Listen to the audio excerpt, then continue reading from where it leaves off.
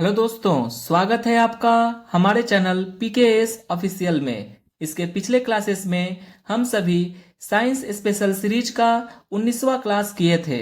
यह class totally RRB ALP पर focus किया गया है, जिससे आप अपनी एएलपी का एग्जाम आसानी से प्रिपेयर कर सकते हैं। क्लास को अंत तक देखें ताकि आप अपनी प्रिपरेशन को और ज़्यादा इम्प्रूव कर सकें।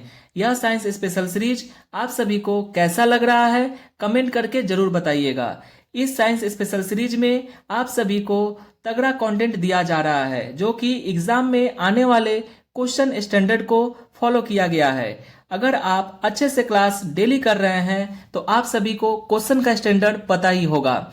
चैनल पर नए हैं तो चैनल को सब्सक्राइब कर दीजिएगा, ताकि आरआरबी एएलपी टेक्नीशियन से रिलेटेड जितनी भी क्लासेस यहाँ होती हैं वह आप तक डेली मिलती रहें। तो चलिए शुरू करते हैं। सबसे पहला क्वेश्चन है, दिए गए परिपथ में 3 ओम प्रतिरोध में प्रवाहित धारा ज्ञात कीजिए। ये आप लोग पिक्चर देख लीजिए।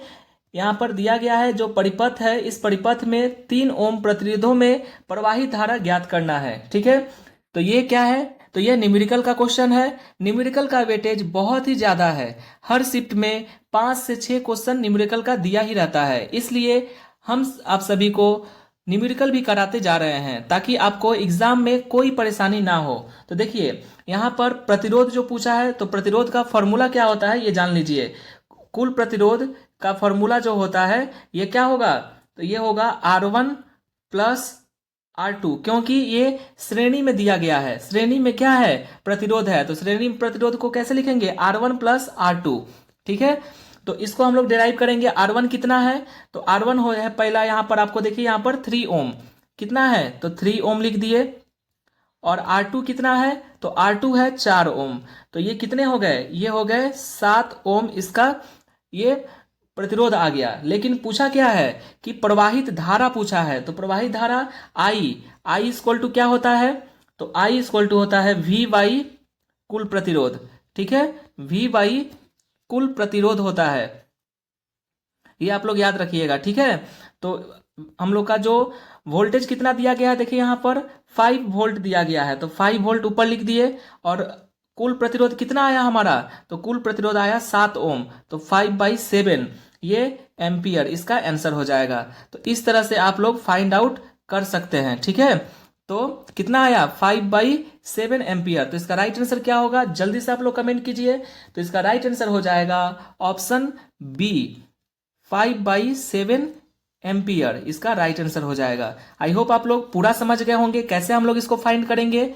ठीक है, तो ये फॉर्मूला आप लोग को याद रहना चाहिए कि श्रेणी क्रम में क्या होता है, R1 प्लस R2, और जब पैरेलल में होगा तो हम लोग उसमें लगाएंगे 1/R1 प्लस 1/R2। ठीक है, तो ये श्रेणी में दिया गया था, यानी सीरीज में दिया गया था। सीरीज में हम लोग क्या करते हैं, नॉर्मली जोड़ देते हैं। तो 3 + 4 कितना हो गए? यहाँ पर आ गया 7 ओम इसका कुल प्रतिरोध हो गया। लेकिन यहाँ पर पूछा है प्रवाहित धारा पूछा है यहाँ पर, तो प्रवाहित धारा के लिए फॉर्मूला होता है I equal to V by कुल प्रतिरोध, यानी वोल्टेज बाई कुल प्रतिरोध। तो ये 5 हमारा आ गया, वोल्टेज यहाँ पर दिया गया है देख लीजिए, और प्रतिरोध हमारा कितना आया? 7 ओम आया था। 3 और 4 मिलकर 7 ओम, तो ये हो गया 5/7 एम्पियर इसका राइट आंसर हो जाएगा। आई होप आप लोग पूरे अच्छे तरीके से समझ गए होंगे। चलिए नेक्स्ट क्वेश्चन देखते हैं।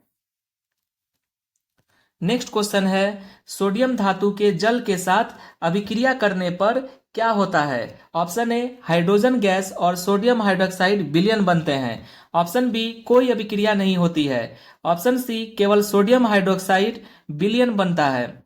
ऑप्शन डी, क्लोरीन गैस और सोडियम हाइड्रोक्साइड विलयन बनते हैं। तो इसका राइट आंसर क्या होगा? आप लोग कमेंट कीजिए। देखिए सोडियम धातु के जल के साथ अभिक्रिया करने पर क्या होता है? हाइड्रोजन गैस तथा सोडियम हाइड्रोक्साइड विलयन बनते हैं। तो इसका राइट आंसर हो जाएगा ऑप्शन ए, इसका राइट आंसर हो जाएगा। ठीक है, सोडियम धातु जल के साथ अभिक्रिया करने पर हाइड्रोजन गैस और सोडियम हाइड्रोक्साइड के विलयन बनते हैं। कैसे? चलिए देख लेते हैं। 2Na प्लस 2H2O से क्या बनेंगे? तो ये बनेगा 2NaOH और प्लस H2, ये हाइड्रोजन गैस। तो क्या बना? तो यहाँ पर बन गया सोडियम हाइड्रोक्साइड को कास्टिक सोडा भी कहते हैं। ठीक है, जो सोडियम हाइड्रोक्साइड है, ये सोडियम हाइड्रोक्साइड, ये क्या है, इसको NOH यानी कास्टिक सोडा भी इसको कहते हैं। ठीक है, और सोडियम हाइड्रोक्साइड यानी NaOH का, ठीक है, उपयोग करके कठोर साबुन बनाने में इसका प्रयोग किया जाता है। तो इतना आप लोग जान लीजिए। तो देखिए ये हम जो ये अभिक्रिया है ये भी करा कर देख लिए। 2Na 2 सोडियम प्लस 2H2O, तो ये दो जल मिलकर क्या बना, 2NaOH और हाइड्रोजन। ठीक है, तो ये इसका हाइड्रोजन गैस और सोडियम हाइड्रोक्साइड विलयन बनते हैं। ठीक है, ये आप लोग याद रखिएगा। चलिए नेक्स्ट क्वेश्चन देखते हैं। नेक्स्ट क्वेश्चन है, नीचे दिए गए कथनों पर विचार कीजिए और सही उत्तर का चयन कीजिए। कथन 1, आवर्त में बाएं से दाएं जाने पर बढ़ने पर धात्विक गुण घटता है। कथन 2, जैसे जैसे आवर्त में संयुक्त कोष इलेक्ट्रॉनों पर कार्य करने वाला प्रभावी नाभिकीय आवेश बढ़ जाता है, वैसे वैसे इलेक्ट्रॉन त्यागने की प्रकृति कम होती जाएगी। तो इसका राइट आंसर क्या होगा, आप लोग कमेंट कीजिए। देखिए जब हम लोग क्या करते हैं, आवर्त सारणी जो पीरियोडिक टेबल होता है, इस पीरियोडिक टेबल में बाएं से दाएं साइड में जब जाते हैं, बाएं से दाएं की ओर जाते हैं, तो क्या होता है, तो धात्विक गुण घटता है। ठीक है, धात्विक गुण क्या होगा, तो धात्विक गुण घटता है। तो ये तो सही है कथन। दूसरा भी सही है, जैसे जैसे आवर्त में संयुक्त कोष इलेक्ट्रॉनों पर कार्य करने वाला प्रभावी नाभिकीय आवेश बढ़ता जाता है, वैसे वैसे इलेक्ट्रॉन त्यागने की प्रकृति कम होती जाएगी। तो ये भी सही है। तो इसका राइट आंसर क्या होगा, तो इसका राइट आंसर हो जाएगा ऑप्शन डी, इसका राइट आंसर हो जाएगा। ठीक है, दोनों कथन सही है। कथन 2 कथन 1 की सही व्याख्या, ठीक है, व्याख्या करता है। देखिए चलिए नेक्स्ट क्वेश्चन देखते हैं। नेक्स्ट क्वेश्चन है, निम्नलिखित को सुमेलित कीजिए। यहां पर पदार्थ दिया गया है और इधर उसका पीएच मान दिया गया है, इन दोनों को मिलान करना है, सुमेलित करना है। ठीक है, तो चलिए देख लेते हैं। नींबू का रस, नींबू का रस का जो पीएच मान क्या होता है, ये आप लोग को बताना है। तो देखिए नींबू का रस जो होता है, इसका पीएच मान होता है 2.2 से 2.4। ठीक है, नींबू का रस का पीएच मान 2.2 या 2.4 कहीं कहीं दिया रहता है, तो इसके बीच में हो जाएगा। जठर रस यानी जठर रस जो होता है, गैस्ट्रिक जूस, इसका पीएच मान क्या होता है, तो जठर रस का जो पीएच मान होता है इसका 1.2 हो जाएगा। ठीक है, और milk of magnesia, milk of magnesia क्या है, क्षारीय है, ये तो क्या हो जाएगा इसका, तो इसका हो जाएगा ये 10 हो जाएगा। मिल्क ऑफ मैग्नीशिया का पीएच मान 10 होता है। और सोडियम हाइड्रोक्साइड का विलयन कितना होता है, सोडियम है ये भी तो, ये तो और ज्यादा क्षारीय है, तो ये क्या हो जाएगा, सोडियम हाइड्रोक्साइड का विलयन NaOH जो है, ये इसका 14 हो जाएगा पीएच मान, ये सबसे ज्यादा क्षारीय है। तो इसका राइट आंसर क्या होगा, आप लोग जल्दी से कमेंट कीजिए। देखिए नींबू का रस 2.2 यानी 1 का सी, तो 1 का सी देखिए यहां पर फर्स्ट में दिया है, और 1 का सी यहां पर डी में दिया है। ये बी और सी तो पहले ही गलत हो गए। ठीक है, तो देखिए इस तरह हम लोग क्वेश्चन को एलिमिनेट करेंगे। ठीक है, 1 का सी हो गया, ये भी सही है, 1 का सी ये भी सही है। दूसरे में देखते हैं 2 का बी, 2 यानी जठर रस, जठर रस का जो पीएच मान होता है ये 1.2 होता है।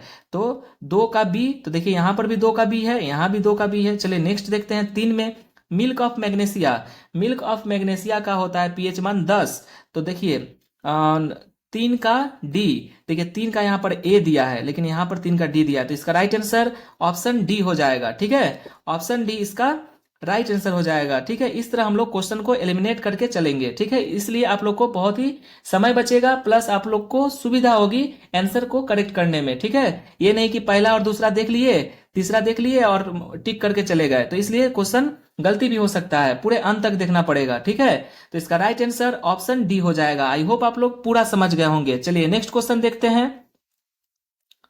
नेक्स्ट क्वेश्चन है, कुछ पौधे अपनी जड़ों से नए पौधे भी पैदा कर सकते हैं, डैश ऐसे ही पौधे का एक उदाहरण है। ऑप्शन ए शकरकंद, ऑप्शन बी पत्थर चट्टा यानी ब्रायोफाइलम, ऑप्शन सी अदरक, ऑप्शन डी नागफनी यानी कैक्टस। तो इसका राइट आंसर क्या होगा, आप लोग कमेंट कीजिए। देखिए कुछ पौधे अपनी जड़ों से नए पौधे पैदा कर सकते हैं, जैसे है शकरकंद, इसका एक उदाहरण हो जाएगा। तो इसका राइट आंसर ऑप्शन ए हो जाएगा। ठीक है, शकरकंद जो होता है यह अपने जड़ों से एक नए पौधे का पैदा कर सकता है, जन्म दे सकता है। देखिए जिन पौधों के जड़ों में भोजन संचय होता है तथा जिन जड़ों पर अपस्थानिक कलिकाएं उपस्थित होती हैं अनुकूल परिस्थितियों में भी। यह अपस्थानिक कलिकाएं पादप का निर्माण करती है। किसका निर्माण करती है? तो पादप का, एक नए पादप का निर्माण करती है। उदाहरण में जैसे शकरकंद हो गया, ठीक है, सतावर हो गया, पुदीना हो गया, ये सब इसके कुछ उदाहरण हैं। आई होप आप लोग पूरा समझ गए होंगे। चलिए नेक्स्ट क्वेश्चन देखते हैं।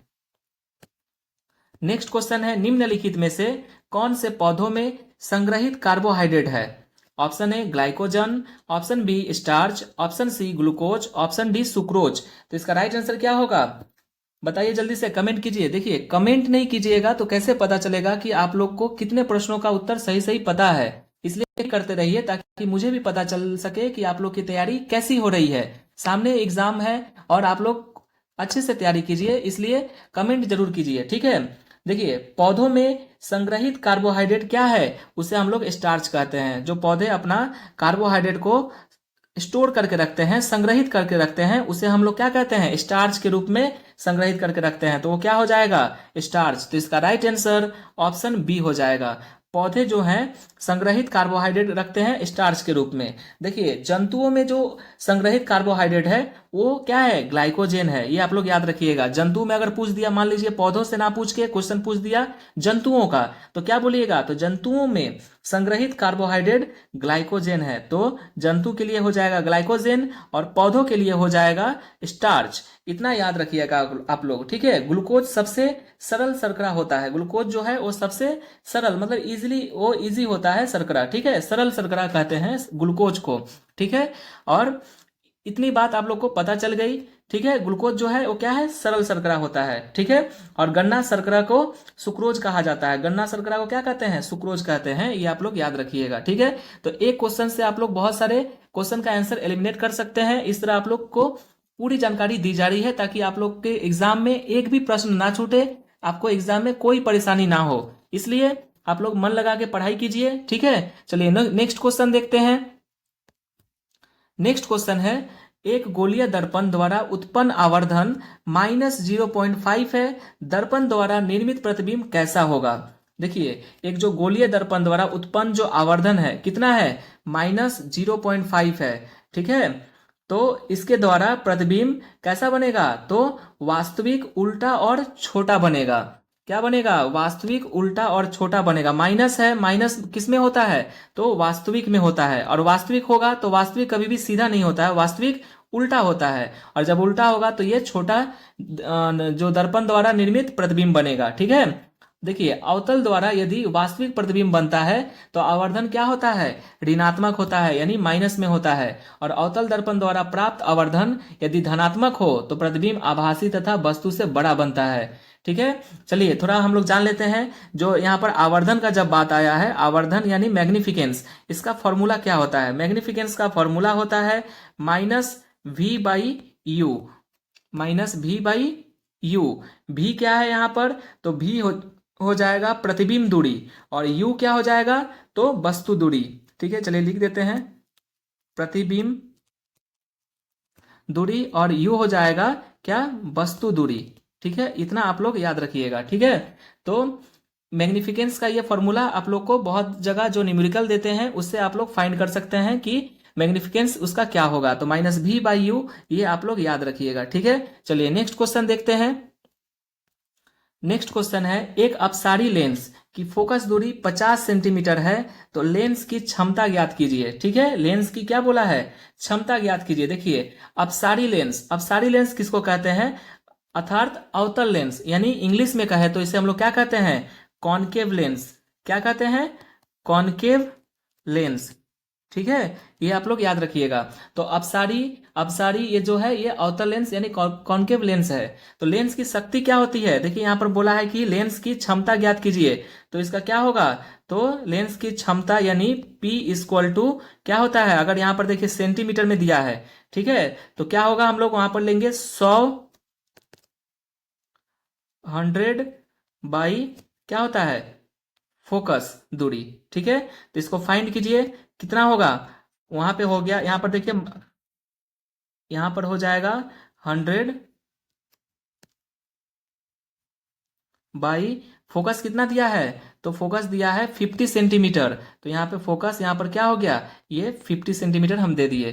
तो इसका कितना हो जाएगा, 50 कितने बार में जाएगा, 2 डायोप्टर। और देखिए यहाँ पर अपसारी लेंस है, यानी अवतल लेंस। अवतल लेंस किस में होता है, तो माइनस में होता है। तो इसका क्या हो जाएगा, ये माइनस में रहेगा। तो इसका आंसर भी आएगा माइनस में, -2 डायोप्टर इसका आंसर हो जाएगा। ठीक है, क्या होगा, 2 डायोप्टर। तो इसका राइट आंसर क्या होगा, ऑप्शन सी। ऑप्शन सी इसका राइट आंसर हो जाएगा। पी यानी जो होता है लेंस की क्षमता बराबर 100/f, ये इसका क्या है, ये इसका सूत्र है। ठीक है, लेंस की क्षमता ज्ञात करने के लिए, ये आप लोग याद रखिएगा। तो हम लोग 100 लिख दिए इसका ऊपर जो दिया गया है, और एफ यानी जो फोकस दूरी है, फोकस दूरी कितना दिया है यहाँ पर, तो 50 सेंटीमीटर। तो 50 से इसको हम लोग काट देंगे, -2 डायोप्टर आएगा इसका राइट आंसर। माइनस क्यों लगा है, क्योंकि ये अपसारी लेंस यानी अवतल लेंस यानी कॉनकेव लेंस है। कॉनकेव लेंस माइनस में इसका फॉर्मूला आता है -100/f। ठीक है, ये आप लोग याद रखिएगा। आई होप आप लोग अच्छे से समझ गए होंगे। चलिए नेक्स्ट क्वेश्चन देखते हैं।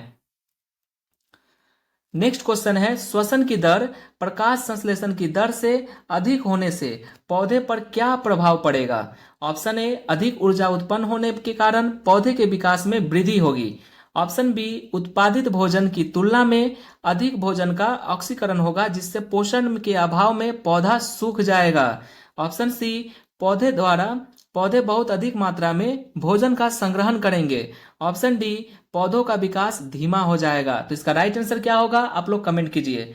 देखिए, श्वसन की दर प्रकाश संश्लेषण की दर से अधिक होने से पौधे द्वारा जो उत्पादित जो भोजन होगा, ठीक है, पौधों द्वारा जो उत्पादित भोजन होगा उसकी तुलना में अधिक भोजन का ऑक्सीकरण होगा जिससे पोषण के अभाव में क्या होगा, पौधा सूख जाएगा। तो इसका राइट आंसर हो जाएगा ऑप्शन बी, इसका राइट आंसर हो जाएगा। ठीक है, तो उत्पादित भोजन की तुलना में अधिक भोजन का ऑक्सीकरण होगा जिससे पोषण के अभाव हो जाएगा और पौधा सूख जाएगा, इसका राइट आंसर हो जाएगा। देखिए, प्रकाश संश्लेषण की बात थोड़े से जान लेते हैं। प्रकाश संश्लेषण में पौधा जो है वो ग्लूकोज का उत्पादन करता है। किसका उत्पादन करेगा, तो ग्लूकोज का उत्पादन करता है। और प्रकाश संश्लेषण की अभिक्रिया फोटोन ऊर्जा का पादप द्वारा रासायनिक ऊर्जा में रूपांतरण होता है। तो क्या होता है अभिक्रिया में, प्रकाश संश्लेषण का जो अभिक्रिया है यह फोटोन ऊर्जा का पादप द्वारा किसमें, रासायनिक ऊर्जा में रूपांतरण होता है। ये बहुत इंपॉर्टेंट क्वेश्चन है, आप लोग इसे याद रखिएगा। आई होप आप लोग पूरा समझ गए होंगे। और ये भी थोड़ा जान लेते हैं, जो प्रकाश संश्लेषण का जो अंतिम उत्पाद क्या होता है, तो अंतिम उत्पाद क्या हो जाएगा, ग्लूकोज हो जाएगा। ठीक है, अंतिम उत्पाद क्या होगा, तो ग्लूकोज, ऑक्सीजन तथा जल होता है। ये आप लोग याद रखिएगा। ठीक है, चलिए नेक्स्ट क्वेश्चन देखते हैं। और यह आखिरी क्वेश्चन भी है। निम्नलिखित में से कौन सी ऊष्मीय ऊर्जा की इकाई नहीं है। क्या पूछा है, इकाई नहीं है। Option A, kilowatt. Option B, calorie. Option C, watt second. Option D, joule. यह ऊष्मीय ऊर्जा का इकाई इसमें से कौन सा नहीं है, यह आपको बताना है। ठीक है, तो इसका आंसर क्या होगा, आप लोग बताइए। देखिए, किलोवाट जो है वह शक्ति की इकाई है। किलोवाट जो है यह शक्ति की इकाई हो जाएगा। और कैलोरी जो है ये भी कैलोरी जो है यह ऊष्मीय ऊर्जा की इकाई है। वाट सेकेंड भी ऊष्मीय ऊर्जा की इकाई है। जूल भी ऊष्मीय ऊर्जा का इकाई है। तो इसमें पूछा है इकाई कौन नहीं है, तो इसका राइट आंसर हो जाएगा ऑप्शन ए, किलोवाट जो है यह ऊष्मीय ऊर्जा की इकाई नहीं है। ठीक है, तो किलोवाट किसकी इकाई है, तो किलोवाट जो है ये किसकी इकाई है, तो ये हो जाएगा शक्ति की इकाई। किसकी इकाई, तो ये शक्ति की इकाई हो जाएगा। ठीक है, थोड़ा और जान लेते हैं। 1 kilo watt hour equal to कितना होता है, बहुत बार एग्जाम में पूछा है, 3.6 इंटू 10⁻6 जूल होता है। ये आप लोग याद रखिएगा। ठीक है, और 1 कैलोरी ये भी पूछ लेता है, 1 कैलोरी इक्वल टू कितना होता है, 4.2 जूल होता है। तो इतना आप लोग को बात जाननी ही चाहिए। ठीक है, आप अगर क्लास अंत तक देख रहे हैं तो कमेंट में बताएं कि टॉप 10 प्रश्नों में से आप कितने प्रश्नों का सही सही जवाब दिया है। अगर कोई क्वेश्चन में आपको डाउट है तो कमेंट बॉक्स में कमेंट जरूर करें। मन लगाकर पढ़ाई करें। मिलते हैं नए वीडियो में, तब तक के लिए जय हिंद।